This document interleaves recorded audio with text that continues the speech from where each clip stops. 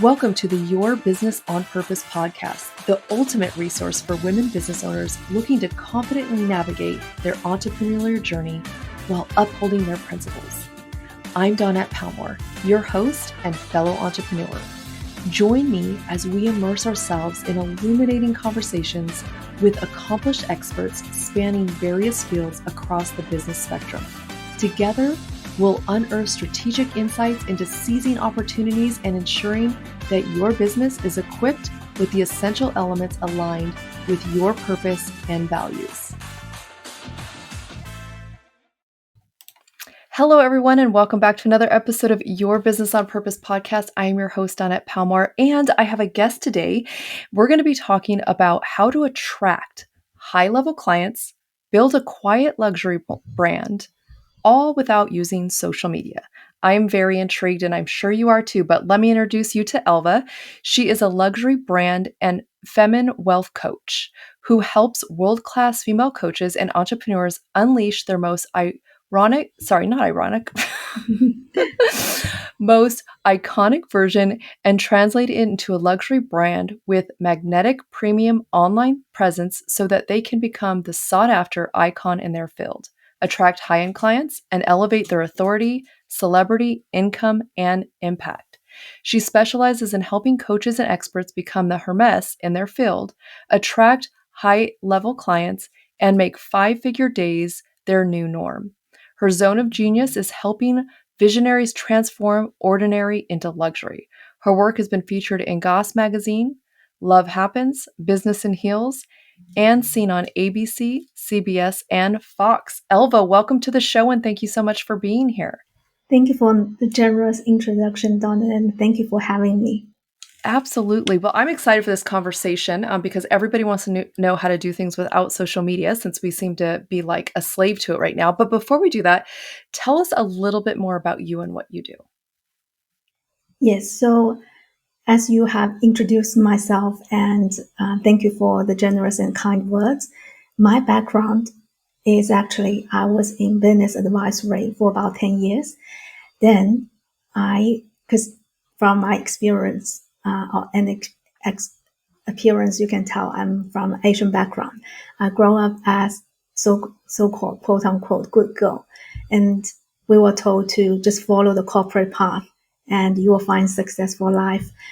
But I know that wasn't for me, so I actually quit my job, started my business, also moved country, and originally grew up in Shanghai, China, and moved to Australia, and also went to Paris to really immerse myself in the world of luxury. And Oh, wow. I'm so grateful that I took the leap of faith and really cultivating what I love and put everything, the passion that is about helping other female entrepreneurs to become the most iconic themselves and unleash the luxury brand in them. Because if the listeners listen to this, I believe there is a luxury brand in them. Luxury is not about Dior or Chanel. It's about leading from your power. And and recognize there is a luxury in you. As you can see from my background, if you are watching the video, my quote is, "Luxury is my spirit animal," because I truly believe true luxury can only be created on a high frequency. It is my spiritual animal that allow me to express my mastery, and I believe it is on a frequency level. And it's the energy. It's not just about what we do. It's about the energy, the identity we do things in. So I believe everyone is the luxury because it's celebration of who we are. And my purpose and my mission is to help others also unleash the iconic luxury version of themselves from inside out, not just business, but from their personal brand, and really live their brand on purpose, like live on life. Yeah. Yes, I love that. That's amazing. And I love that that is your spirit animal because we don't usually think about having maybe our purpose as our spirit animal. So I think that's great and I love it. And I was going to say, what is a luxury brand? But you already answered that question. But another thing you talk about is high level clients. What would be considered a high level client? Yes, lots of people think, oh, only millionaires buy luxury, or only celebrities buy luxury, but that is not the truth. People buy luxury goods every day, and so we need to like debunk the myth. Only those high net worth individuals are high level clients. And I always ask my clients to create a red velvet road policy. That means you write down what high level clients means to you. Who are your clients? Who are you not? It's not just about their money. It's more about their quality, their frequency. So are they in a victim mentality, or are they take responsibility for themselves?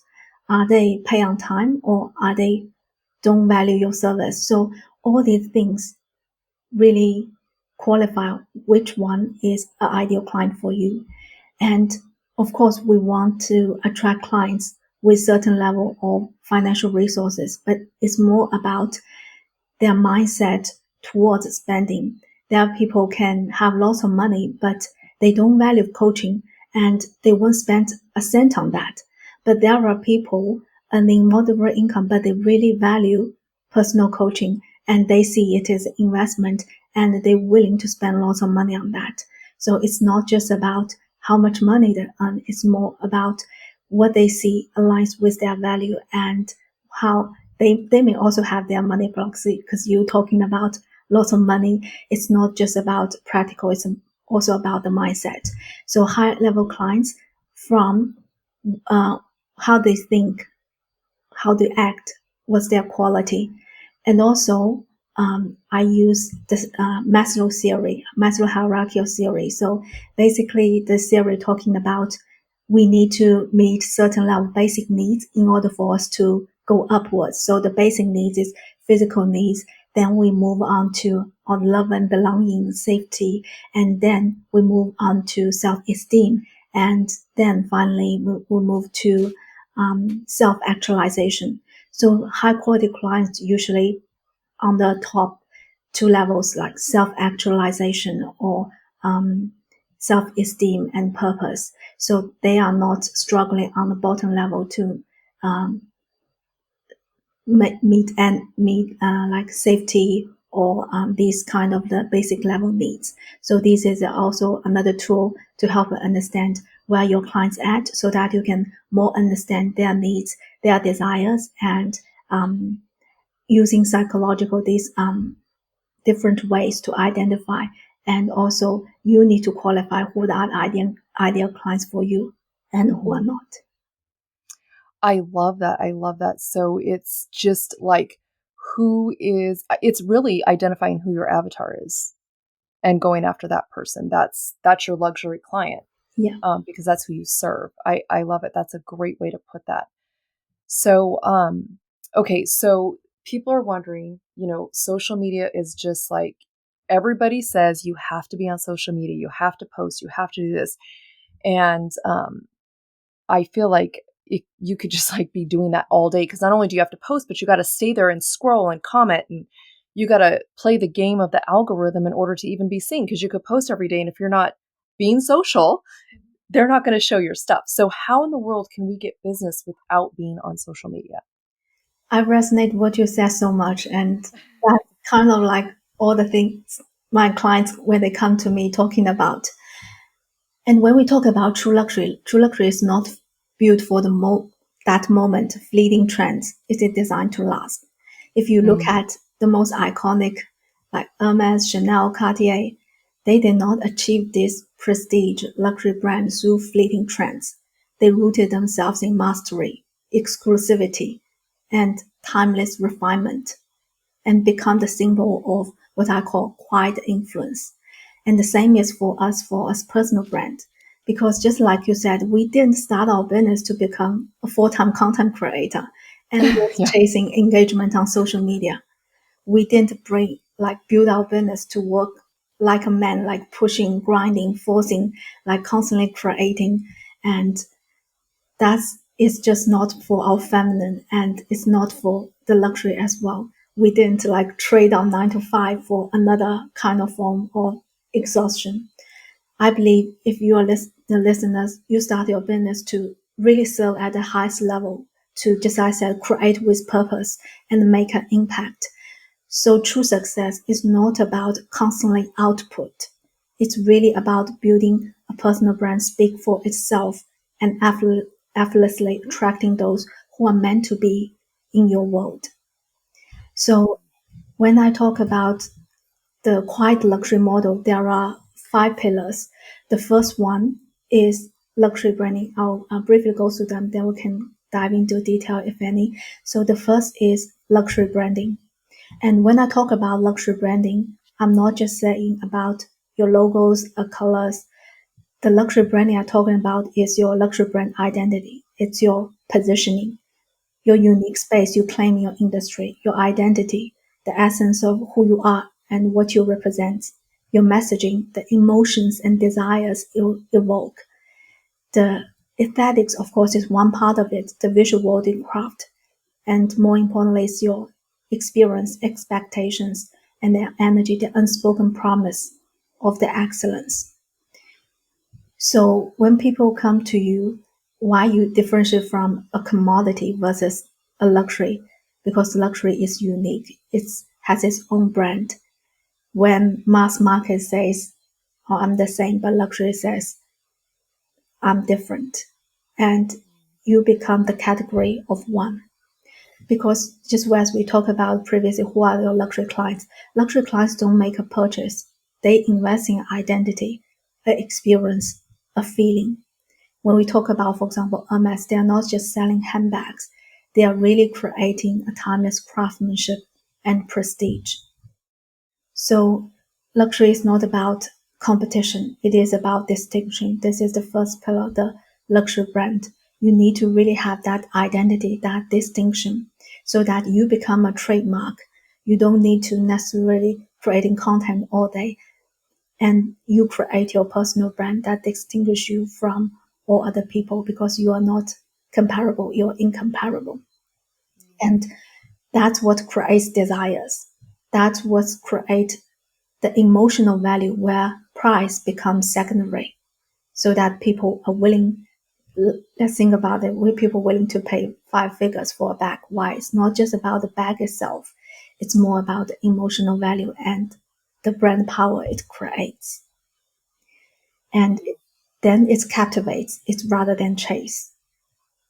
And then we can move on to the next pillar, which is quiet marketing rather than loud marketing. So instead of seeking visibility everywhere, just like you said, creating content be on every platform, quiet luxury brands really cultivate the mystique, exclusivity, and timeless allure. And that means they're really very intentional about where they're at. So it's come down to intentional visibility, intentional discoverability. So for example, when you are on Pinterest, you are actually searching and you being visible intentionally on Pinterest and you're in front of people who are actively searching rather than just scrolling on social media for fun or entertainment. Also, intentional visibility means that one example I always give is Lamborghini never do ads on TV because their people are not sitting there watching TV. So think about your high level clients. Are they mindlessly scrolling Instagram all day long? Or where are they really at? Can you be visible in front of who they are rather than just creating content like throw spaghetti on the wall, wishing some will stick? Yeah. So the quiet marketing, there are actually lots of approaches or lots of ways to be in front of your clients. And social media is just tiny part of it. So the other way can be really directly outreach. So for example, if you want to be on Oprah's show, you probably want sitting there just creating social media. You will build beautiful relationships to starting reach out to her and to invite her to explore your work. And so that's a similar way if you have really high-end clients in mind, directly reach out to the elite few. That can be a beautiful way to build a connection. It's not about cold calling like sending those cold messages on LinkedIn Yeah. in volumes. It's really about deliberate, again, thinking about intention and how you build a relationship. The other way is really partnership and leverage other people's platform. And sometimes one partnership can give you all the leads among the year. And you don't need to worry about or have to post another social media content, because the exclusive partnership, if built up well, is really build your reputation, your referral, and also it can be a really long-term partnership relationship. So think about who are the people you can partner with. So if you are a health coach, is there a really boutique high-end gym that you can collaborate with? You offer like health advice in exchange for exclusivity. You are the only, for example, health coach that gym associated with. And if you are a makeup artist, can you collaborate with, for example, a boutique haute couture or the wedding venue or the wedding planner? And all these things will expand your mind, not just about posting on socials. And the other way is content creating. But content creating is more than just the social media. Like the example I gave you, Pinterest is actually not a social media. People are not going there to social. They're actually searching that. So for lots of my clients, they are acquired. So they like creating and just quietly creating their content according to their rhythm. And Pinterest is such a great platform, can suit that, because the content I created a few years ago still bring me clients today. And it's not a fleeting trend. If it's a great content, it's still attracting those people who are deliberately searching content on that platform. And last but not least, like speaking, media, all these can be a great way. So I want to expand the vision who are listening and watching is social media is just one tiny part of your marketing funnel. And I want to say you need to think about quiet marketing is like a gardening. You nurture, you attract, you deliberately, intentionally invite. Rather than loud marketing is like hunting, is like just putting all the content and try to convince, try to persuade.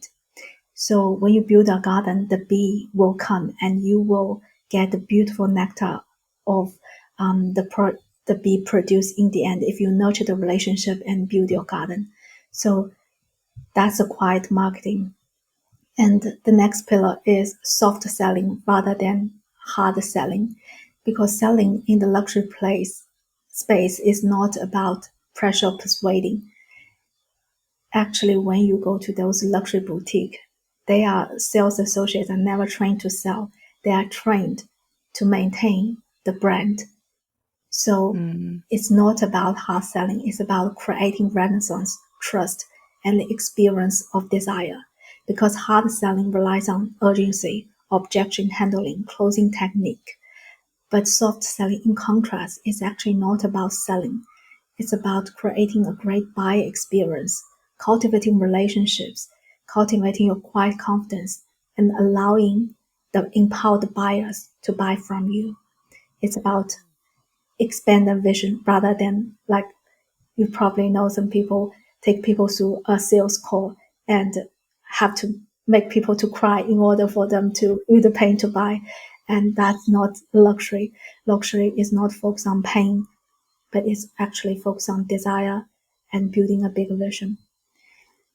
And last but not least, the pillar is the feminine wealth building rather than masculine money making. I say money talks, true wealth whispers. I see lots of people have big launches, but after launch, after the advertisement, after the team have nothing to show up in their bank account. And I know you probably know this more well than me. You work with like entrepreneurs and help them really get control of their finance. So feminine wealth is building wealth, building the asset rather than just making as money as possible or just focus on the revenue rather than the final what's the profit, what's the cash in your pocket, and do Mhm. you pay yourself. And feminine wealth building is really creating the asset that can generate income for you. So your personal brand is one of the biggest asset, and the other is the relationship you build. Those are actually can generate income for you, and if you build them well, if you consistently nourish them. So that's the main four pillars for my quiet luxury model. And the middle part, which is infused all of these pillars, is the luxury frequency, as I talked about previously, because I can give you all the strategies and models and teach you the tactics, but it's more important about the energy, the frequency you are in while doing them. Otherwise, strategy will never work. It will never outperform who you are and your frequency of being. Yeah, this was so good. Wow. So I heard like, of course, we need to have relationships. It's about building relationships first before we're trying to sell people, and we're not really selling them. We're really showing, giving them more of a feeling and the feeling of transformation and what they're going to get when they work with us. Um, and and then I didn't know Pinterest was where people searched. That's new to me, so that's amazing. But something I heard you say was we need to find out where our ideal clients at, where are they hanging out? Because like you said, um, Lamborghini doesn't make commercials, but everybody knows what a Lamborghini is, and because the people that can afford it are not watching TV. Um, and that's something we got to think about too. That's probably a whole nother podcast about how much TV we consume. And then just I love what you said at the end. So we want to build something that's not just like, okay, let's make, $100,000 this month and then we never make another dollar again, but something that we can continue to sell, something that can continue to make us money or income that we don't have to put a ton of effort in. Like, yeah, it's almost like writing a book, right? We put a lot of effort in the beginning and then the book just continues to sell itself and it's just a tool that we get to use. Yeah, I totally agree with you said. You summarized so well. Yeah, and to the last point, lots of people think it's about volume, it's about constantly having new clients. But actually, when you build a relationship, you have long-term clients. They Mhm. renew, they upgrade to other service, they still connected with you. And when they think of need to solve a problem or desire, they always come to you. You have the clients for life. So it's not about the volume. And some people also think, oh, I need a volume to create impact. But I think the impact it's created through the ripple effect. Think about it. How Mm, many people literally go to the luxury store to buy luxury goods? But what's the impact the luxury brands creating in our society? It's creating the fashion trend, it's creating lots of movement. It's really beyond the people who literally shopping in that. So yeah, if you love adores the luxury model, it's really not about the volume. It's really about just as a building the relationship. What I call is really building a house of client. Let them stay in that mansion, and you just cultivate a relationship. You don't need to have thousands of clients to have six or seven figures. You just need to really just as a understand who are your clients at and what's the experience you want to create when you present your offers. So another example is Rolls Royce. They don't sell at car show; they sell at private jet show. So when you put it beside a private jet, it's really an impulse easy buy. So these are little, really small things. Just as I said, we can dive into it another topic, but I think you summarized it really well, and I'm glad you resonate with what I said. yes, it was great, and I love the way that you put it. I've never heard it in this way, so that's great. And really, just thinking. Also, I think when I think, oh, a luxury client, a luxury brand, like it puts everything into a whole new category. Like it forces you to up level your frequency, yourself, your brand, and your clientele. And that's awesome because we want to, like you said, attract people who are going to stay our clients forever, who are going to also refer us to other luxury clients, right? Other high end clients. And then we're just going to have a whole base of the people that we enjoy coaching or serving. And we're not going to get like, oh my gosh, this person today, or going to have to struggle for our money. It's just going to come with a natural flow. Yes, So, exactly. yes, wow, this was so, so good, you guys. Like, make sure you listen to this several times because there was a lot of information in here. And if people are saying, okay, I need what she has, I need to find out more, how do they find you? Yeah, sure. You can explore my luxury world in my website, elvalee.com. I'm sure Dawnette will put in the show notes. And I want to welcome you to my luxury world and take your time to explore and really immerse yourself in the luxury frequency. You can find complimentary e-magazines to help you more explore the luxury model and my blogs and some of my luxury muse to inspire you on your luxury journey. Awesome. Thank you so much for being here. And thank each one of you for being here. And remember, conducting business on purpose not only fuels your success, but it also propels you towards a purposeful life. So thank you again for tuning in. And until next time, embrace your journey of intentional business and purposeful living.